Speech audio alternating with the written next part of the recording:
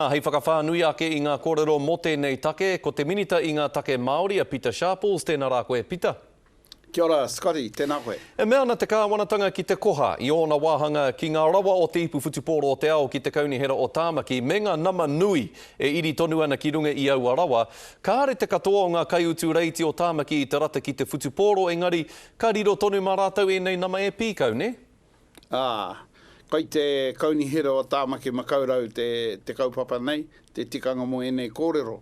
He maha ngā hua i taka mai i te tau whainga whutupōro o te ao, mō ngā iwi Māori katoa, mō ngā kaipākihi o Tāmaki makaurau, e hara ma ngā kai tau toko whutupōro anake.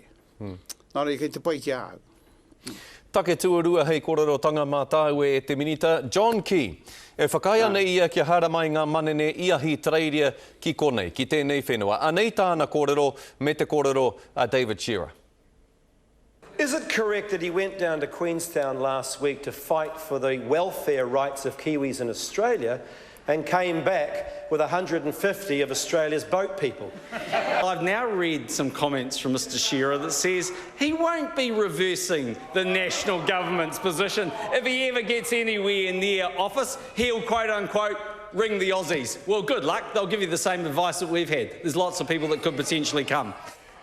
Pe o whakaaro e te minita ki tērā whakataua John Key, ki hara mai ngā manene ia hi tareiria ki konei, ahakoa te tokomaha o ngā Māori o tēnei whenua e pōhara ana.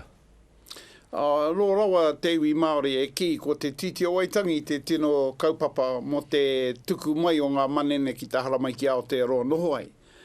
Me hangai a pēr tētahi kaupapa hau i raro i te titi kia pōhiri mai rātau ki te noho i konei. Ko tēnei hunga, te hunga whakaruru, iti no iho rātau ki ngā tangata e hara mai nei ki Aotearoa noho ai. Nā reira, koe nā tāku i tēnei kaupapa. Ka tohe koe kia John Key mo tēnei take? Ka reno kia kōrero ki aia tēnei rā. Engari ka tohe koe? A te wā, ai. Engari, ko te mea, te kaupapa nui, ko te kaupapa tuku tangata mai, tuku mai ngā manene, kia whakatū i raro i te titi me ngā kōrero kai roto. Tēnā take nui.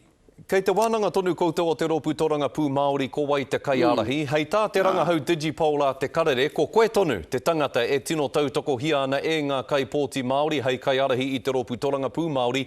Engari e hoa kua tūohu koe ia hone harawira mo te tino o ngā kai toranga pū Māori i roto i te whare pāremata. Neha. Ai.